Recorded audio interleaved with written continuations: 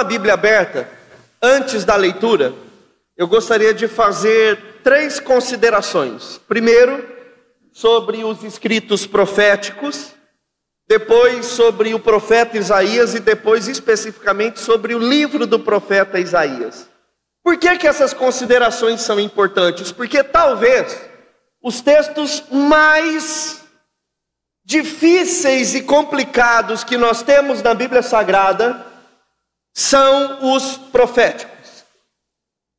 E muito provavelmente no ambiente cristão, os textos onde o povo faz mais confusão são exatamente os textos proféticos, tirando do contexto, e ainda mais numa época onde nós vemos chover aos montes profetas de todo quanto é lugar, da internet. É muito importante a gente saber a essência do que é o profetismo, de qual é o sentido dos textos proféticos e o que é um profeta. Então, de modo rápido, para que a gente entenda o texto e possa ter uma absorção melhor do conteúdo do sermão, nós precisamos fazer essas considerações. Logicamente, não esgotaremos essa temática. A primeira coisa é que, sobre o profetismo, o ofício profético, ele sistematicamente começa, nós podemos dizer assim, lá no Êxodo, na figura de Arão, irmão de Moisés.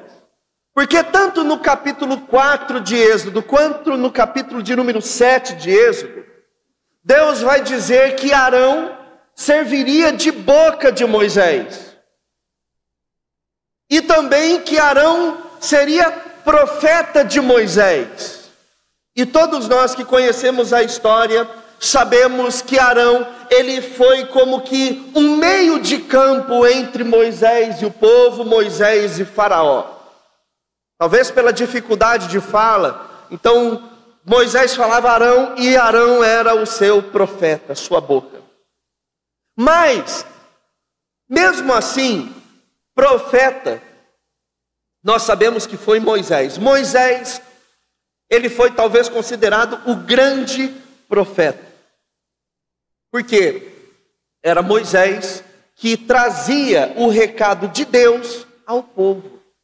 Deus falava com Moisés, Moisés falava o recado de Deus ao povo.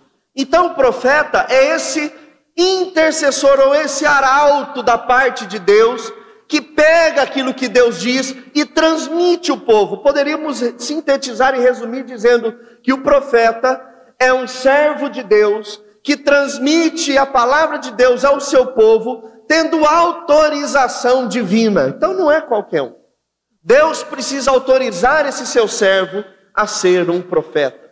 E aí então Moisés ele se torna um arquétipo, um padrão, um exemplo para os demais profetas. E todos os profetas do Antigo Testamento, eles profetizaram baseados na lei que Deus deu a Moisés no Sinai. Então, se você analisar os escritos proféticos, os profetas eles estão sempre alertando o povo, dizendo assim: olha, sabe a lei que Deus deu a Moisés no Sinai?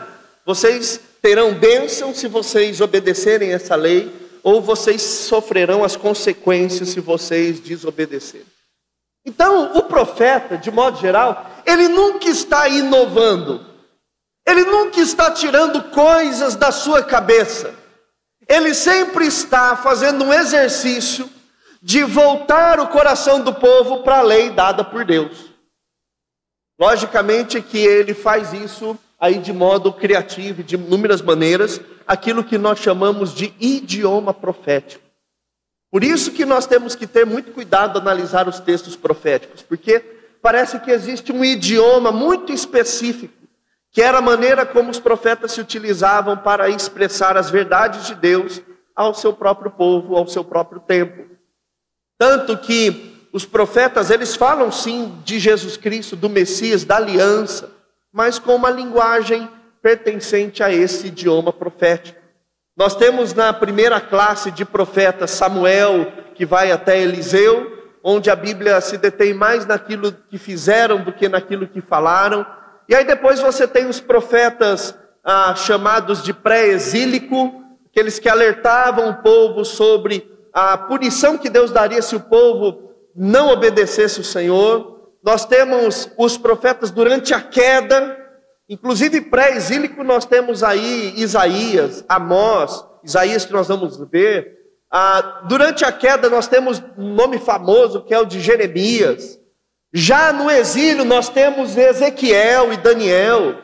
E no retorno nós temos tantos outros, especialmente alguns dos profetas menores. Então basicamente esse é um panorama assim, muito objetivo, muito para a gente entender a questão do profetismo. E aqui nós nos deparamos talvez com o livro mais famoso entre os profetas, que é o livro de Isaías. Isaías que profetizou durante do que 40 anos. Isaías profetizou durante 4 reis de Judá. Ele profetizou no tempo do rei Uzias, um rei que teve paz, que quase estabeleceu novamente as fronteiras do reino de Judá, tal como Davi. Depois nós temos Jotão e Acás, que foram reis perversos, que não consultavam o Senhor, reis que faziam alianças políticas sem levar em consideração a vontade de Deus. E depois nós temos Ezequias, que foi um servo de Deus. Quase pisou na bola, mas foi um servo de Deus. E muito provavelmente, segundo a história, Isaías foi morto por Manassés, filho de Ezequias, cerrado ao meio. Mas isso são livros apócrifos na Bíblia, nós não temos nenhum indício disso. Isaías, ele foi um profeta que nasceu dentre as famílias ricas de Judá. Ele era um aristocrata. Isaías, ele profetizou, interessantemente assim, esperança e julgamento. Isaías não foi um profeta que veio profetizar para que o povo se arrependesse. Pelo contrário, a mensagem de Isaías era para que o povo, que eles iriam passar pelas consequências da sua rebelião, que era iminente. O castigo que Deus traria através da Babilônia. E isso faria com que o povo endurecesse mais o coração. Só que Isaías também pregou sobre o remanescente. Que mesmo depois de Judá ir para o cativeiro, Israel ir para o cativeiro, que já tinha ido anos antes, Deus levantaria ou traria o povo de volta e eles teriam a oportunidade de renovar o seu coração e a sua aliança com Deus. E como é que Deus faria isso? Através do servo sofredor.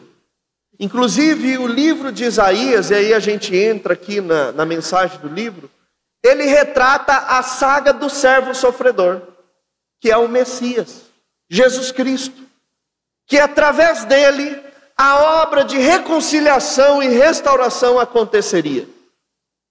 E a gente pode dividir o livro de Isaías em dois momentos. O primeiro vai do capítulo 1 até o capítulo 36, é o julgamento, as consequências, a ira de Deus que vai se abater sobre o povo. Mas depois do capítulo 40, nós temos a segunda parte, onde Isaías foca nesse remidor, no redentor. Ele foca no remanescente, na nação que seria restaurada novamente. E por que isso é muito importante? Porque nós vamos ler o capítulo 54, que está dentro desse compêndio, onde Isaías foca no remanescente, em Deus trazer de novo o seu povo, e não só agora estendendo ao povo de Judá, de Israel, mas todos aqueles que serão frutos do trabalho do servo sofredor. Então nós vamos ler essa parte de renovo, de restauração, de esperança, que Isaías ele trata. Então, contexto aberto. Antes ainda, leia aí no capítulo 53, o verso de número 11. 53, 11.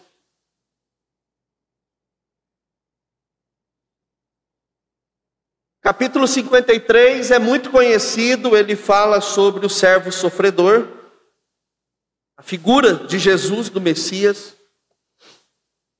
E olha que interessante, ele começa dizendo assim: ele verá o fruto do trabalho de sua alma e ficará satisfeito. O meu servo justo com o seu conhecimento justificará muitos, porque as iniquidades deles levará sobre si. Qual é o trabalho do servo sofredor? É o capítulo 54. É o que a gente vai ler. E antes então da leitura, vamos orar ao Senhor. Senhor Jesus, muito obrigado, Pai, por essa manhã, onde tivemos a oportunidade de sermos acolhidos pela Tua palavra no início do culto, cantarmos uns com os outros a Tua palavra, orarmos uns com os outros. E agora, Senhor, como filhos e alunos do Senhor, todos nós ouviremos a palavra do Senhor. Aquilo que o Senhor tem a nos ensinar nessa manhã sobre o Senhor através do profeta Isaías. Homem a quem o Senhor inspirou, e o teu texto inspirado percorre os séculos para ainda ecoar nos nossos corações hoje. Nós oramos assim, fala conosco, em nome de Jesus. Amém. Diz assim o texto de Isaías, capítulo 54, fruto do trabalho do servo sofredor. Cante, ó estéril, você que não deu à luz, exulte e grite de alegria, você que nunca sentiu dores de parto, porque os filhos da mulher solitária são mais numerosos do que os filhos da casada, diz o Senhor. Alargue o espaço de sua tenda e aumente o toldo de sua habitação, não o impeça, alongue as cordas e firme bem as estacas, porque você se expandirá para a direita e para a esquerda. A sua posteridade possuirá as nações e fará com que se povoem as cidades arrasadas. Não tenha medo, porque você não será envergonhada. Não tenha vergonha, porque você não sofrerá humilhação. Você se esquecerá da vergonha da sua mocidade e não mais se lembrará da desgraça da sua viuvez. Porque o seu Criador é o seu marido. Senhor dos exércitos é o seu nome. O Santo de Israel é o seu Redentor. Ele é chamado o Deus de toda a terra. Porque o Senhor chamou você, como se chama a mulher abandonada e de espírito abatido, como se chama a mulher da mocidade que havia sido repudiada, diz o seu Deus. Por um breve momento abandonei você, mas com grande misericórdia tornei a acolhê-la. Num ímpeto de indignação, escondi de você a minha face. Por um momento, mas com misericórdia eterna, me compadeço de você, diz o Senhor, o seu Redentor. Porque isto é para mim como as águas de Noé. Como jurei que as águas de Noé não mais inundariam a terra, assim jurei que não mais ficaria irado com você, nem a repreenderia. Mesmo que os montes se retirem e as colinas sejam removidas, a minha misericórdia não se afastará de você, e a minha aliança de paz não será removida, diz o Senhor, que se compadece de você. Até o verso de número 10. Louvado seja Deus pela sua palavra. Queridos, esse texto, continue com ele aberto, ele vai tratar de 3 cenários diferentes. O primeiro, do verso 1 ao verso de número 3, Deus está mostrando para Isaías como a redenção do Redentor se dá através da linguagem familiar. Depois do verso 4 ao verso de número 10, através do casamento. E do verso 11, que nós não lemos, até o verso 17, através da cidade. Então nós, por conta do tempo, não leremos essa terceira parte, tá bom? Então, o profeta ele quer ilustrar isso para a gente através dessas figuras. E a primeira figura, que começa no verso 1, é sobre a questão familiar.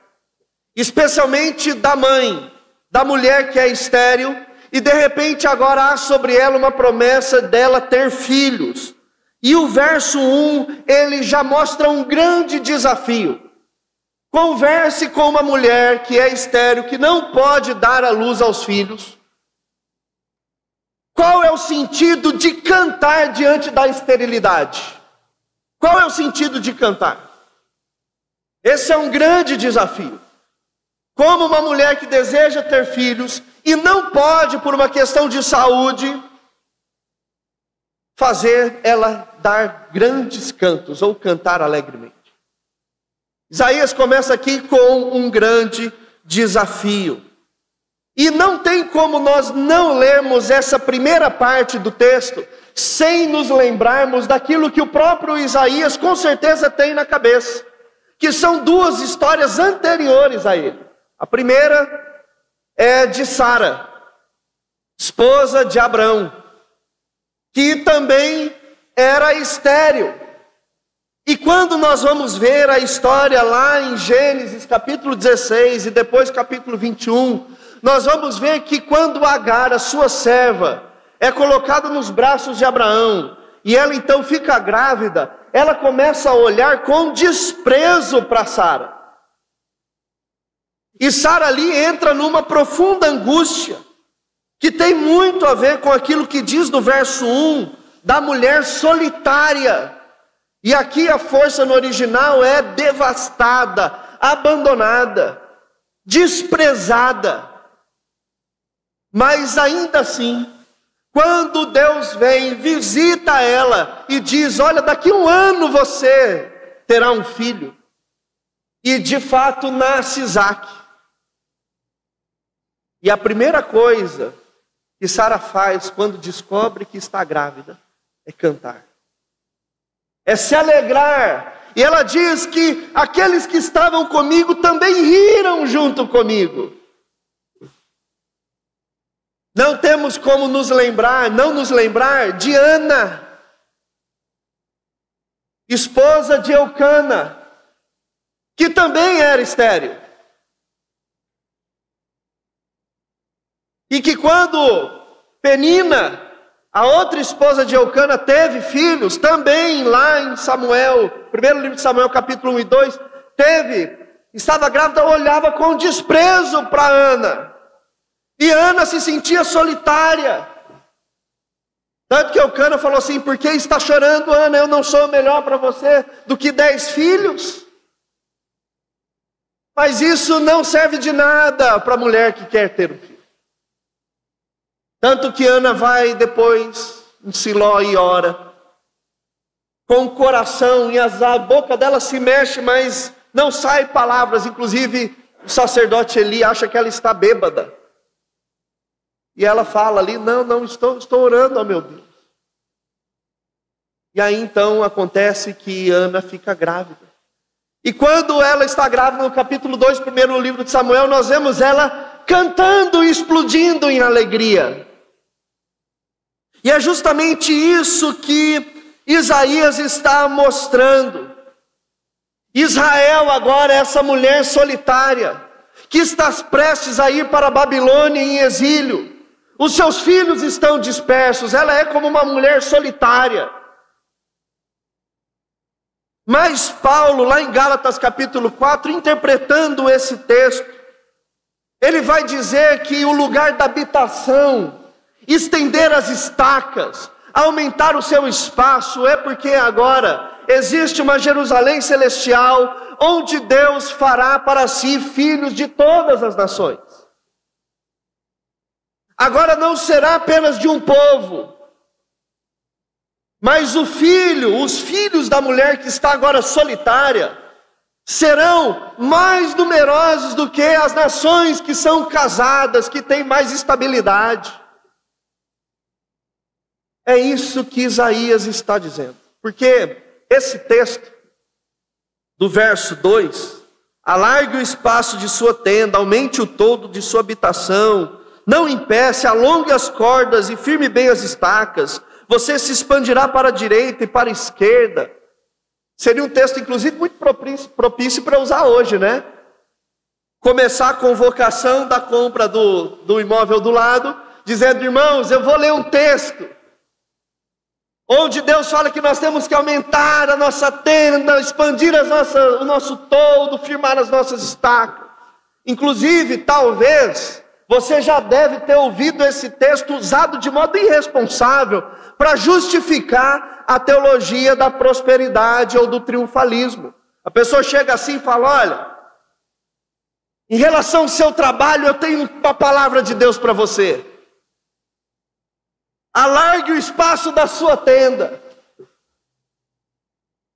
Aumente o toldo da sua habitação, você se expandirá para a direita e para a esquerda. Que prato cheio para aqueles que estão à espera de alguma coisa. Para que um negócio financeiro dê certo, para que você aumente a sua renda, para que você seja próspero. Mas é irresponsabilidade tirar esse texto desse contexto. Ele não está falando aqui que você vai ficar mais rico do que você é.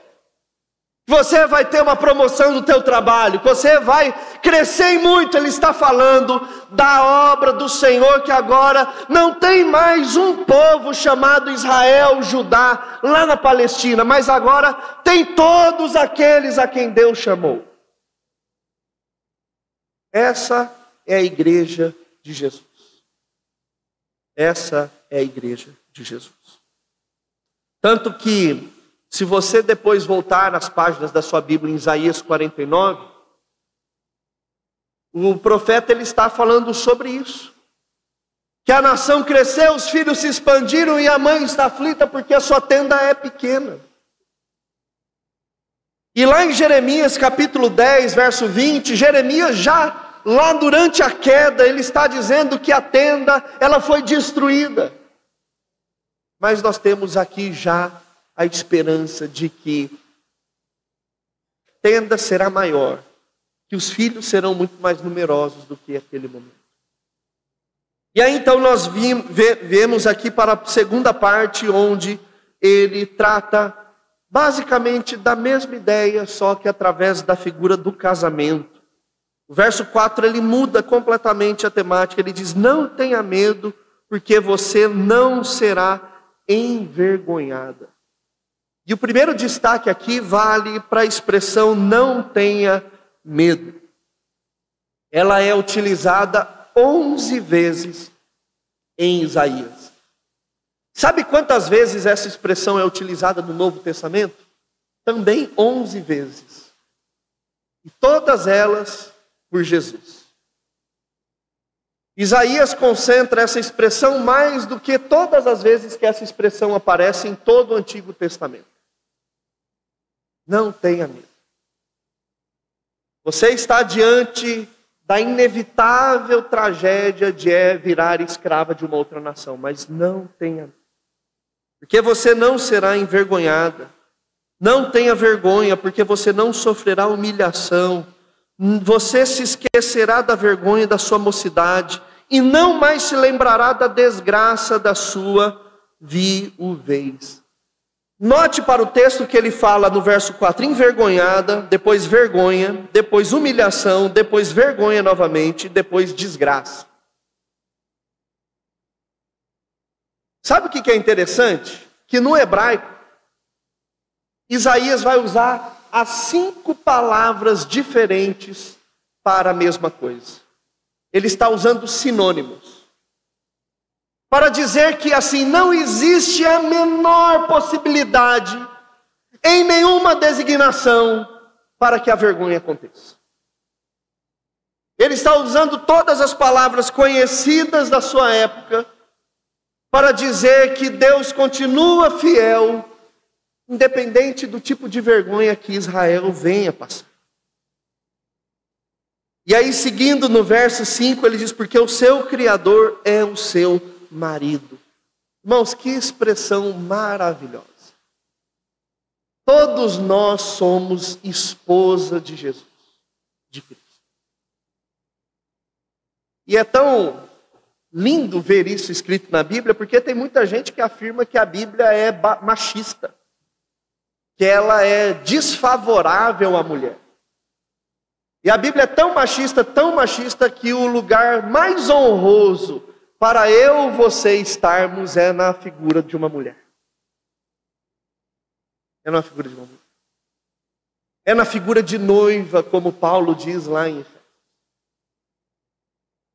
E é justamente nós, como esposa, mulheres do Senhor, que sobre nós há esperança. E o verso 5 continua dizendo: o Santo de Israel é o seu Redentor. Santo de Israel é uma expressão que aparece 25 vezes em Isaías. Ninguém utilizou essa expressão mais do que Isaías. E o lindo dessa expressão é porque ela também nos traz à memória a vida de Ruth. Ruth, que ela estava aqui, como o texto diz, desgraçada pela sua viuvez, envergonhada, humilhada, sem esperança. E quando ela volta junto com a sua sogra para a terra natal, ela é resgatada por Boaz, o seu redentor. Porque o parente remidor ou redentor, ele era uma espécie de figura de esperança, tanto na questão de propriedade, quanto na questão também de proteção, cuidado e casamento. E nós vamos ver que por causa dessa resgate tão lindo de Boaz com Ruth, é que temos a figura de Davi, o rei Davi, da qual é a linhagem de Jesus Cristo. Olha que história linda. Tudo aquilo que Deus está prometendo ao povo já foi ilustrado nas histórias, na narrativa de Israel. E ele continua, o verso 6, porque o Senhor chamou você como se chama a mulher abandonada e de espírito abatido. Se você ver esse relato e colocar ao lado do livro de Ruth, parece que Isaías está lendo esse livro enquanto faz a sua profecia, recebendo do Senhor. Como se chama a mulher da mocidade que havia sido repudiada, diz o Senhor. Verso 7, por um breve momento abandonei você, mas com grande misericórdia tornei a acolhê-la. Num ímpeto de indignação escondi de você a minha face por um momento, mas com misericórdia eterna me compadeço de você, diz o Senhor, o seu Redentor. Aqui vale a pena a atenção do verso 7, quando ele fala do breve momento em que ele abandona, mas da misericórdia eterna com quem ele se compadece. Porque é muito fácil olhar e falar, puxa, Deus abandona, Deus se esquece. Por um breve momento. Ele fica irado, mas logo ele deságua em nós a sua misericórdia eterna. E aqui também nós nos lembramos de uma outra história. Um profeta contemporâneo de Isaías chamado Oséias, que profetizou no reino do norte. O que Oséias fez? Qual foi o desafio de Deus para ele? Oséias, vá e tome como mulher Gomer, a prostituta. Se case com uma prostituta. E durante o seu relacionamento com essa prostituta, Gomer abandona Oséias novamente. E ele fica irado. Mas Deus vai lá e fala, vá lá e pegue ela como esposa novamente. Ele vai lá e toma ela com eterna misericórdia. Eterna misericórdia. Oséias se compadece dela, para mostrar como Deus também se compadece do seu povo. E aí o verso 9, caminhando para o final desse trecho que lemos, porque isso é para mim como as águas de Noé. O que o povo estava praticando e fazendo era a mesma coisa, ou o mesmo peso que nós encontramos no relato do dilúvio. Que todo mundo fazia o que era mal em seu coração. Eram as mesmas coisas. Só que assim como Deus foi fiel à promessa de não mais exterminar a humanidade, ele continua, como jurei que as águas de Noé não mais inundariam a terra, assim jurei que não mais ficaria irado com você, nem o repreenderia. Aqui é aquela repreensão e ira de extermínio. Porque nós vamos ver que Deus sempre está repreendendo o povo. Ele fica assim irado, indignado, mas não aquela ira, indignação passiva de extinção. E aí então ele termina esse trecho do casamento com algo extraordinário. Ele fala: e mesmo que os montes se retirem, as colinas sejam removidas. Ou seja, algo impossível de acontecer. Algo que jamais vai acontecer. A minha misericórdia não se afastará de você. Ainda que o impossível aconteça, a minha misericórdia permanecerá firme. E a minha aliança de paz não será removida, diz o Senhor, que se compadece de você. Essa é uma mensagem onde nós podemos, então, descansar nas promessas do Senhor para as nossas vidas. Então eu gostaria de brevemente fazer algumas aplicações diante desse texto que nós lemos. A primeira delas tem a ver com a alegria da mulher estéril. E tem a ver com nós como igreja. O que nós vamos perceber na promessa de Jesus, do servo sofredor, é que a igreja, ela cresce e se desenvolve extraordinariamente sobrenatural, e isso porque é um ato da promessa de Deus e não por causa das nossas boas ideias e performance. Assim como é extraordinário e sobrenatural a mulher estéril ter filhos e os seus filhos serem numerosos, assim também é a igreja de Jesus. Como repetidamente já falamos aqui em pregação por todos os pastores, a igreja de Jesus é um ato do milagre de Deus. Porque como movimento histórico nós somos muito desorganizados. Nós temos brigas denominacionais. Mas ainda assim a nossa tenda está sempre expandindo. Sempre expandindo. Então, muito cuidado para mim e para você, quando formos tocar na igreja de Jesus. Muito cuidado quando formos ter uma língua ferina e afiada contra a igreja de Jesus. Porque o canto da igreja é o canto da mulher estéril. E a mulher estéril que teve um filho, ela vira uma leoa para proteger os seus filhos. Assim como o Senhor protegerá a sua igreja. Agora a grande bênção e dádiva é que nós, pela misericórdia do Senhor, fazemos parte dos filhos que estão debaixo dessa tenda. Isso é maravilhoso. Mas quando olhamos para Isaías, nós temos que lembrar da obra de Jesus Cristo. Esse texto aqui, ele está intimamente ligado quando Jesus diz que as portas do inferno não prevalecerão sobre a igreja de Jesus. Porque a igreja é a mulher solitária, a Esther, que agora tem filhos muito mais numerosos do que a casada. Então, muito cuidado quando nós falarmos indevidamente da igreja de Jesus, que ele comprou com o sangue dele.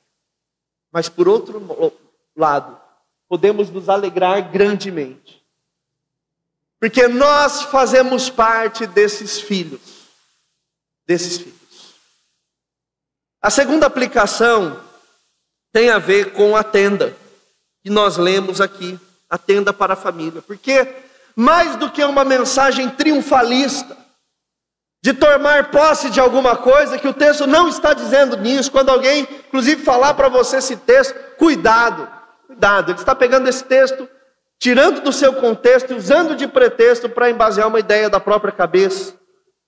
Mas esse texto está falando de uma grande família, da promessa de Deus, nosso Redentor, sobre nós. E aqui também deve ligar um sinal de alerta. Muito cuidado quando você falar mal de um irmão, de uma pessoa. Porque quando nós nos auto-machucamos, Por que automachucando? Porque quando você fala mal de um irmão, quando você machuca um irmão em Cristo, quando você não reata com ele uma situação, você está se automachucando. Porque todos nós estamos debaixo dessa tenda. Todos nós estamos desfrutando da mesma refeição. Todos nós somos parentes e familiares embaixo dessa tenda que o Senhor está estendendo sobre nós. Esse é o trabalho do Redentor. Isso, inclusive, significa que nós somos obrigados a aturar irmãos que estão do nosso lado, que por vezes nós não gostamos. E aí nós temos duas opções. Ou ficar com mimimi reclamando, ou ajustar o nosso coração e abraçar. E sem dúvida a bíblica é essa segunda. Nós não podemos ter essas divisões que nós temos muitas vezes dentro de nós, porque o trabalho do servo sofredor, o trabalho de Cristo, é para que nós estivéssemos unidos, juntos, debaixo da mesma tenda. E nós temos uma mega tenda, mas nós temos também as microtendas. A primeira IPI é uma dessas microtendas dentro da grande, da macrotenda.